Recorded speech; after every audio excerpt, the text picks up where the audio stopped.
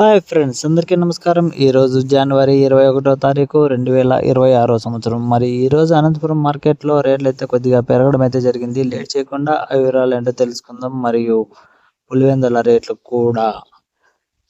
ముందుగా అనంతపురం మార్కెట్ విషయానికి వస్తే ఈరోజు అనంతపురం మార్కెట్కి మొత్తం 44 టన్నులు చిన్నికాయలు అయితే వచ్చినాయి. ఇక స్టార్టింగ్ రేట్ విషయానికి వస్తే 9,000 రూపాయల తానుంచే మొదలైంది ఈరోజు స్టార్టింగ్ రేటు.